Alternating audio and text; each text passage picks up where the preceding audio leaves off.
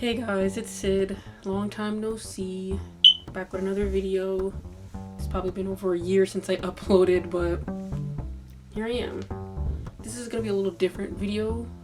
It's still kind of like bass centric, but so this year I went to the 2025 ISB convention, International Society of Bassists Convention, and I got to see this really cool performance. I believe it was called the Armed Forces. It's basically all like the branches of the military came together, the 4 bass players, and they did a kind of like a super bass type thing, you know, Ray Brown, Christian McBride, John Clayton kind of thing. And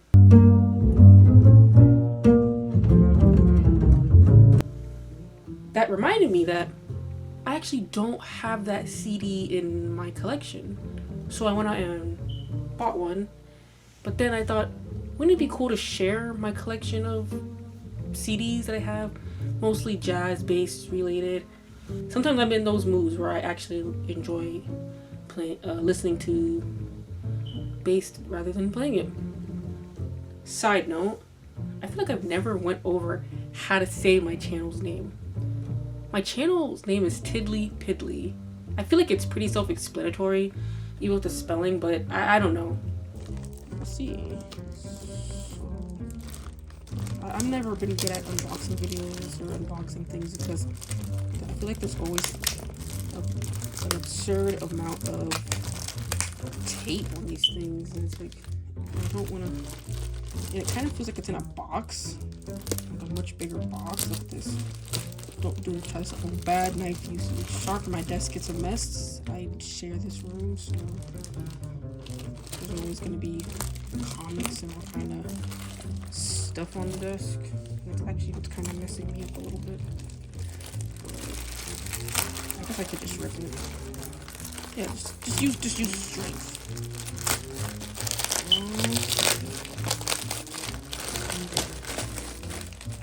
Just put this down. I think that's a box in there.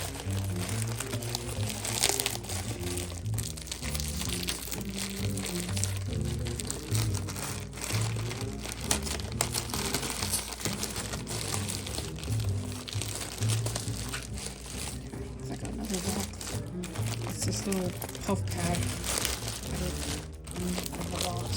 This is probably where the knife is useful for. Definitely didn't do it on the floor. Here it is.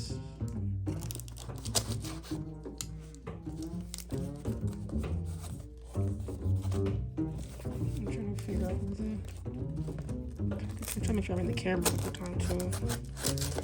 I'm also like I'm trying to protect myself.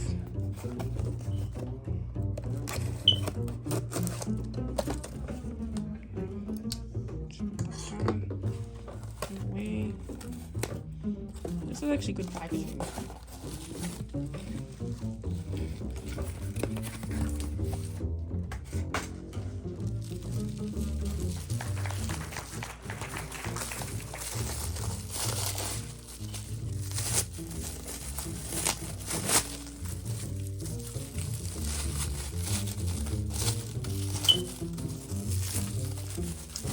This is a pretty mint condition CD too, actually.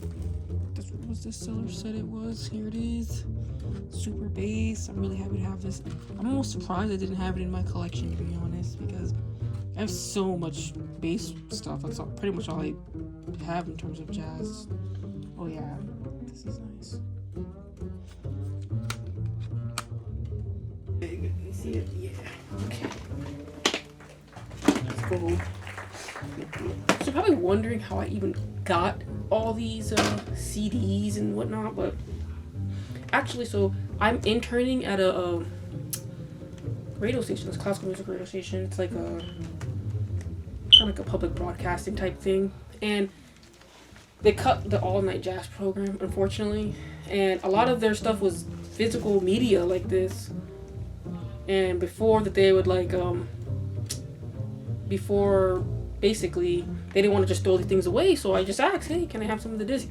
Basically, they just let me go to this huge library. I'll put a video up. Huge library, and I took all the bass stuff because that's what matters the most to me, truthfully. I mean, you should listen to other players, especially if you want to do jazz. You should listen to other players. You should listen to all the greats like Coltrane and Charlie Parker, or everybody. First CD I have is this Victor Bailey. That's right. If you don't know Victor Bailey, he was a great bass player. Played a lot of electric bass mostly. Here it is. Hopefully it focuses. I hope that this isn't like a whole video where everything's just like kind of out of focus all the time and it's really bad and whatever. But here it is. It's a good, it has a cool inside too with the handprint. I thought this was like super neat. It opens up like this. Look at the CD. What? Then here's, I had to get all these albums. So when I went to the ISB, Brian Bromberg was one of the artists performing, and I knew him. I already knew of him, and I, you know, kind of dabbled into him. But when I seen him live, oh my goodness, that was probably like some of the best playing I've ever seen live. And I'm not the biggest concert goer. I haven't been to many concerts, truthfully, but like I had to get basically his everything. So I got this one. This is Brian Bromberg's compared to that album. Brian Bromberg, back on him. Wood. We all know Wood. Wood 1, Wood 2. So this is Wood 2.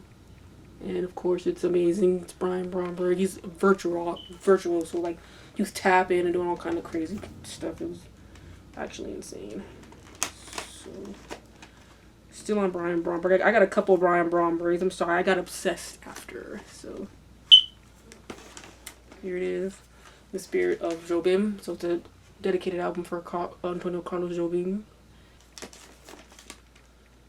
So here's Brian Bromberg's Full Circle.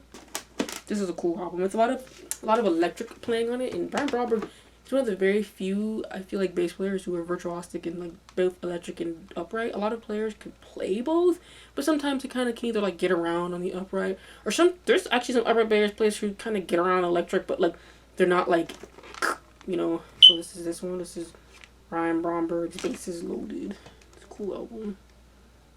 This one was, you know, produced. It's a pretty old album. When he was really young, he had the long hair. It's an 80s album. We have these are the type of like albums I like, just downright upright. This is a cool album. You're gonna see all of them have these weird little like writings on there because, like I said, it was from a radio station, so they're well played, well used. Okay.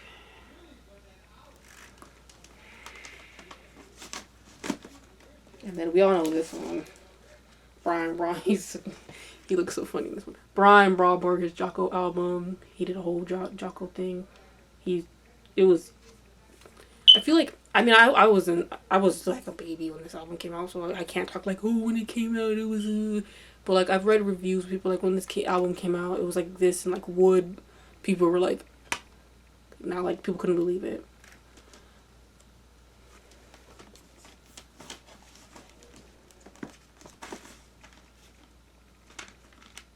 This is a really nice one. It's called Brian Bromberg. It's About Time. It's an acoustic project, so it's really nice. He's like, well, he's on upright the whole time. Everything's acoustic. Has really good musicians on it, you know.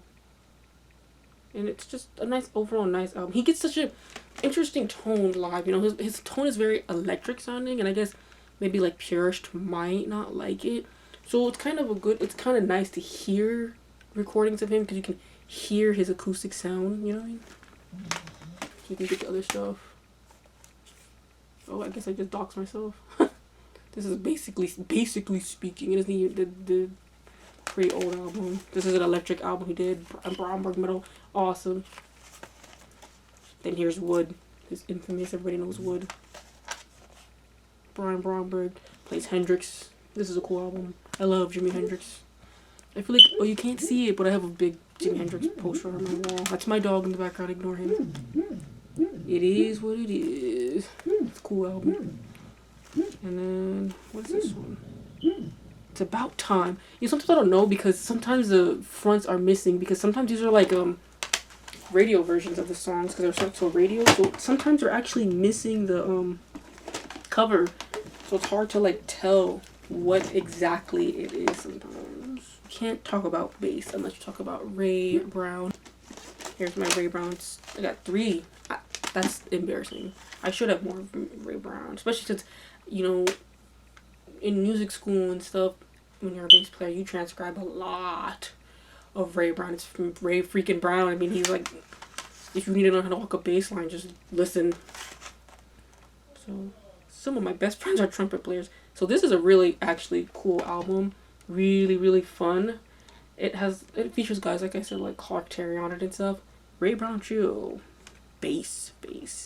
Oh yeah, this is a good one. Sometimes I can't remember them because I listen to so many of them, but like, this is a good one. Honestly, anything Ray Brown plays on, you know it's good. And I love this one that is called like Don't Get Sassy. Isn't there an Ellington chart or like a Strayhorn chart or?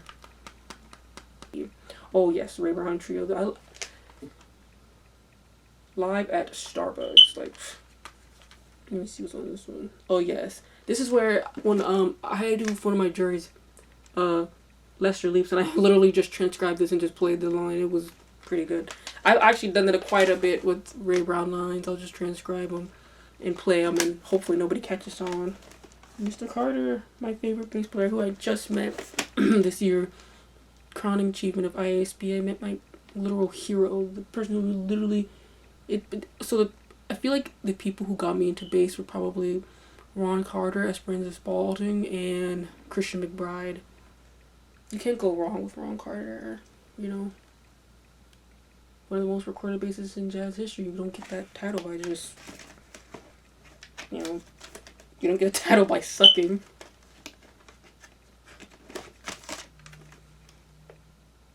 Here's another one. I feel like I have 2 copies of this. And this is the album that made me want to try and find a wooden end pin. And I still can't find, like, get a wooden end pin made for me. If anybody knows, you can get, like, wooden end pin. Because if you see in this picture, here's the wooden end pin in it. This one has Benny Golson on it. It's awesome. I remember this album was so good. I love Bohemia After Dark. It's one of my favorite pieces ever written. So, let's go faster. Here's some more stuff. Mr. Bowtie. I love this because he's such a dapper, such a gentleman too, if you ever meet him. Such a gentleman. Tall too, very tall. Oh, this one fits in the front. This is So What, Ron Carter. I love that because it's like So What, Miles Davis. Iconic bass line. And oh, this is another one I like.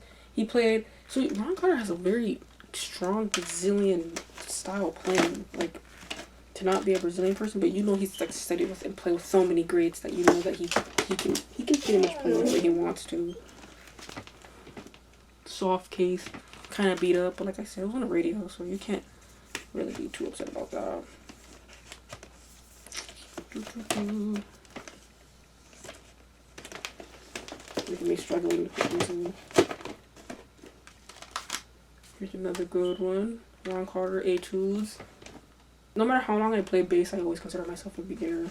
Because I'm always learning. I always feel like I don't know enough. So I always like, oh, I'm a beginner. And here's another good one. Yep. What is this one called? The Bass It Die, Ron Carter. Yep. Showing some good stuff here. My romance right here.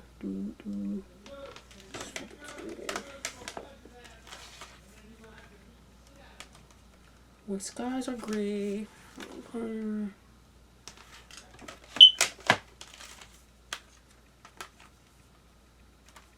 Carter, Friends. Dear Miles. I like this one a lot, of course. Who doesn't? Has a good Bye Bye Blackbird bass line in it. And like, oh, this is a good example. Like I say, he has Stanley Clarke on the bass. Very cool. Very different album. It's Stanley Clarke. Stanley Clarke is such a cool guy. I'm trying to do for my recital the school days. I'm just showing him because it'll take his video will be like an hour long and nobody will watch it. Nobody's gonna watch it now, but you know. Nice school. This one's fun, you know, because it has a bunch of cool bass players on this one. This one has like Flea and everything on it. Really good at jazz. Flea should like record a whole jazz album, similar to how Sting recorded that like whole classical album, and then a whole reggae album after that. That would be our Discog I got here. So he's a big popular one. He's the one for some reason at my college all the non-bass players want to learn bass to play like Abby Shy, and it's gonna be really difficult to do that at like starting out.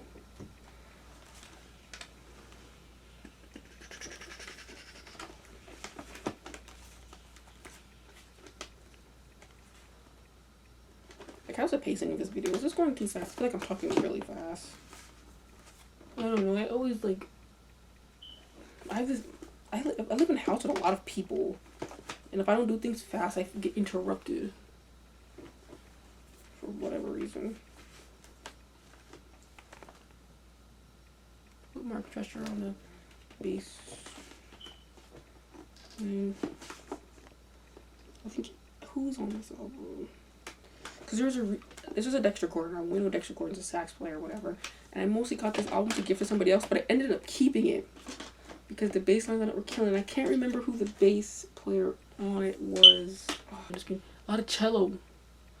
A lot of really good bass players started on cello. Like, I feel like I should have started off on cello, but then I probably would have never switched to bass. These are all Percy Heath. These was another one I meant to give out to somebody else. The modern jazz quartet type stuff. I got 2 of those, and I didn't give it away because they're killing bass lines. But then I seen who the bass player was, and it was Percy Heath, and I was like, oh, it makes sense. So I used to watch was heavy into like slap upright bass for a long time, and I really wanted like a bass with gut strings and I bought this Upton plywood bass that came with these like red what are they called? They're like synthetic gut strings. I can't remember the brand. I really wanted to learn how to like slap, and I like was slapping on them for a little bit. So then I ended up buying these new strings. I got the Helicore hybrids that I know Christian McBride uses, and I wanted them so bad, and I hated them. It's funny because like 90% of my videos on this channel were played with those strings. I hated those strings. They're horrible for bowing. They don't sound that good. I hate those strings. Like, nothing about those strings. I don't even know how he gets that good of a sound out of them. Truthfully, honestly, I seen a video where Christian McBride was playing on Ava Perazzi's, and I thought he sounded better than ever. But you know, you can't go wrong with milk because he slaps and that was cool. I'm transcribing this slap happy. It goes boom, dun, dun, dun, dun, dun, dun, dun, dun. Then Louis Belson on the drums on this one, and it's a really good album. Louis Belson makes that cool book about like rhythm and counting. That's really good for like learning rhythm and counting. Here we have this, Pathways. I love these ones because they're so similar in like appearance. You like know it's the one. Like, it's cool. We have all these cool looking albums. Cool sounding too. Here's this one is What Goes Around. Like I said, this is his big band, so it's even different. I love the artwork choice he does. Like honestly, and his playing too. I wish like I'd love to play the bass that he plays because he plays one of those like. What do they call it? Check E's? I would love to try it. Like, some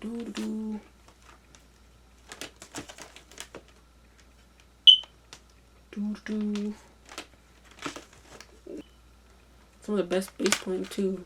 Solid. You can't. This one has the thing missing. It actually has the wrong cover in the front. It says Ron Carter Presents, but it's actually Robert Hurst. We'll go into that, will we? So now here starts. I'm literally listening to this one right now on my radio, the Christian McBride. So I love Christian McBride's, like I told you, one of my favorite bass players. I'm working on that Red Cross thing he did.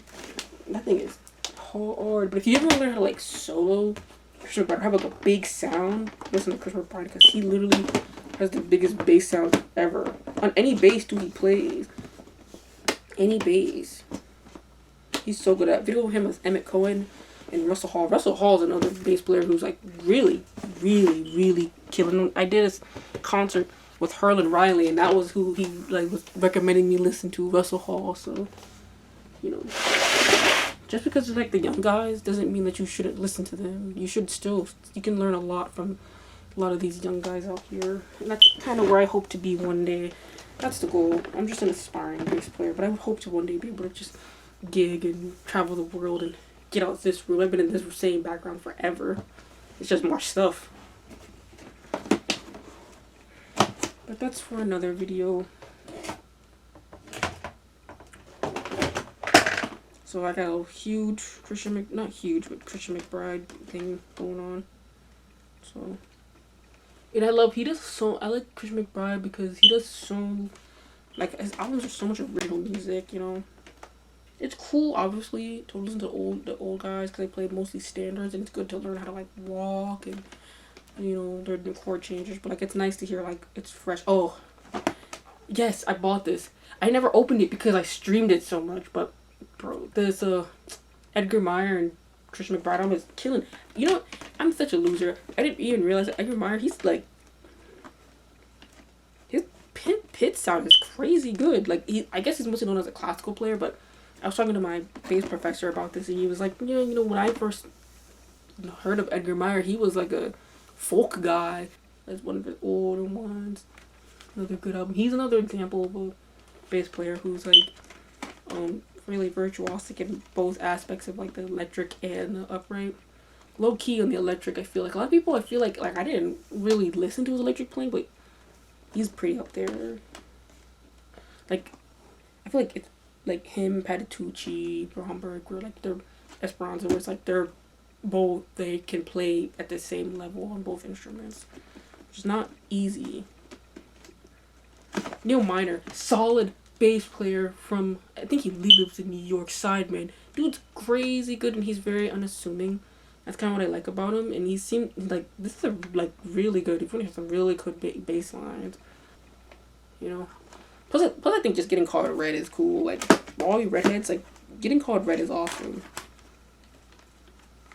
This is a nice old album. You can see some piece passed away. Killing bass player. He's very, like, has, like, conviction when he plays. Like, very, like, similar to this guy I follow named, Jamal Nichols, I think. Similar. Killing playing. Into it. I love the what's it called? What's it called on this one? Cover on this one. He also plays Teen Town, which he plays Strange on this one. Another one. Everybody knows this album. Oh, the one's missing. This is Tails. My bad. Everybody knows this one. This is his big one. Renaissance album. Next is this guy. He lives in, I believe he's a Kansas City local dude, and I met him one time, and he was just really nice, and he encouraged me to, like, conquer my fears. And, you know, I have, like, a bit of, like, I'm one of people who, like, doubt myself for everything. Like, I don't have much, like, I'm always self-doubting, never thinking I'm good enough, never thinking, oh, you know, whatever. But it was, like, meeting this guy, he really, like, it makes somebody who, I mean, he came off as confident, just singing, beautiful voice, and, like, yeah, so he just, after the show, he took me on stage, we played, Isn't She Lovely, and he gave me his 2 little C's after, so check him out. Sean Monday. Good dude, nice guy. He's awesome, dude. It's not Jocko, like, himself playing, but it's, like, a bunch of different dudes on it. It has Victor Bailey, Richard Bona, like, just a bunch of, like, electric heads playing, and Jocko stuff in a big band. That's what I have. Please Don't Kill Me. Let me use, is this focusing? Yeah, better.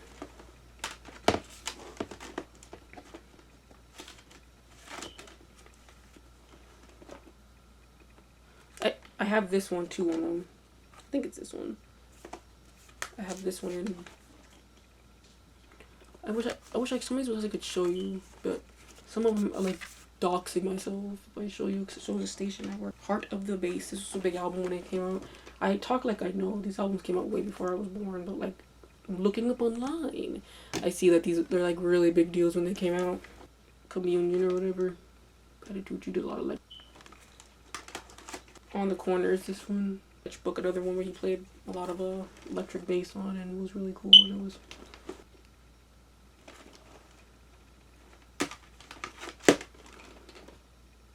This one is One More Angel. This is a nice one too. This one is Line by Line. And this is one of his more famous albums. What is this one? I can't remember the name of this one, but I'll show you the back. Ain't nothing but soul. This is a literal radio single, only available for radio. It literally says it for promotional use, not sale only. So this is probably like a very limited type thing. They didn't sell it. Her new album, Milton and Esperanza. I love the cover they did of A Day in the Life. It's cool. And then I have this one, which I wanted this album when it came out, Songwriter of Pocket 3 Lab, because I've been transcribing the album since it came out, and the bass lines are super cool, and I didn't get a chance to buy it, and then I got it. I also have one album, it's the one she did that live stream on Facebook and signed it. Yes, I have one of those. Maybe I'll put it on the screen somewhere. I have the CD and the vinyl version. So that's pretty much all my CDs. I don't know if you guys want to see my cassettes. If you guys care to see the cassettes, I'll show the cassettes. So they're a little bit more of a mess. It's Stanley Clark right there. I'm in a big band in my school. That's so much count bass. You can't go wrong with it though, truthfully. Cool mallet stuff. My favorite bass players. My mom had this cool jazz collection of Mingus finals that she gave me. Maybe I'll go through that one day. Maybe just Herbie. Herbie, of course. Cassette. Like audio store. It was like cents. Like 2 cents for this. It's cool. I got more that I could show, but I think this is enough for this video. Because this is mostly the CDs. I also have a vinyl collection that I could show. And yeah, so I hope you guys liked this video. I hope it wasn't too long and too tedious and boring. Don't try to edit it down and make it look really nice. And I hope you guys subscribe to my channel. I have more videos planned. I have videos of my bass collection that has grown since my first one. I think the first one I made in 2020, so like, or 2021, either 4 or 5 years ago. Then I have them do a video, a comparison between a acoustic upright bass, so my bass, and an electric upright bass. And this is a really nice electric upright bass. They did it longer in production, so that'd be a cool video to make. I have some more gear. I have a nice tube preamp called the Sarno Black Box. I'm gonna feature with my upper bass. That's the kind of rig I've been using on gigs lately. It's just taking that and the acoustic image, which I'm still using happily. Stay tuned. The channel is not dead. So yeah, like, comment, and subscribe, and I'll see you in the next one.